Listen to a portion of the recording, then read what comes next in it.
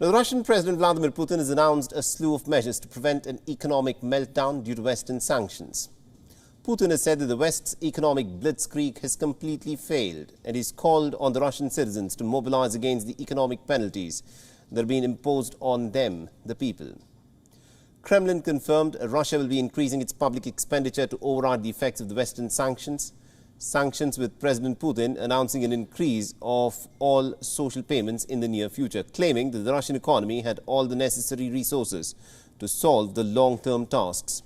He also said that private companies will play a key role in overcoming the economic crisis, promising the removal of administrative barriers and maximum entrepreneurial freedom. Russian Foreign Minister Sergei Lavrov has also downplayed Russia's concerns over the OPEC Plus mechanism, saying that Kremlin has no reason to believe that the OPEC Plus mechanism will be dismantled, as no one is interested in that, adding that members support the existing format for new participants. Earlier this week, the United Nations nuclear watchdog, the IAEA, had said that the oil market was set for a supply deficit of nearly about 700,000 barrels per day in the second quarter.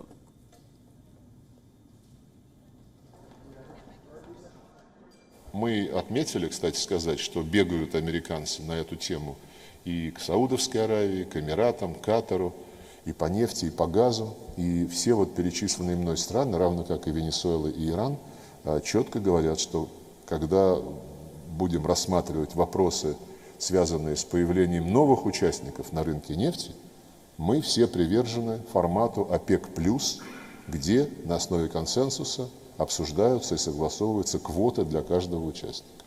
И я пока не вижу оснований полагать, что этот механизм будет каким-то образом разрушен. Никто в этом не заинтересован. Russia's oil supplies are projected to drop by nearly about 3 million barrels per day from April, as some countries in the world are looking to move away from their dependence on Russian oil and gas.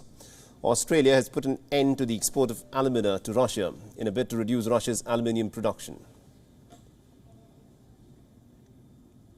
So far, we have imposed 476 sanctions on 443 individuals and 33 entities. The government has imposed an immediate ban on Australian exports of alumina and aluminium ores, including bauxite, to Russia, which will limit its capacity to produce aluminium, which is a critical export for Russia.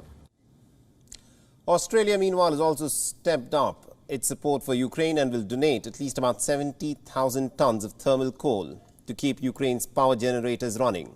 Prime Minister Scott Morrison has also allocated an additional $21 million for Ukraine's defence forces, which takes Australia's total defence support for Ukraine to $91 million. They've also offered almost $30 million to Ukraine as humanitarian aid.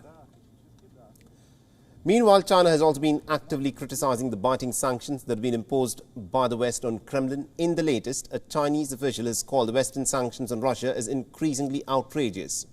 The Vice Foreign Minister of China has accused the NATO military alliance of expansion and cornering a nuclear power like Russia.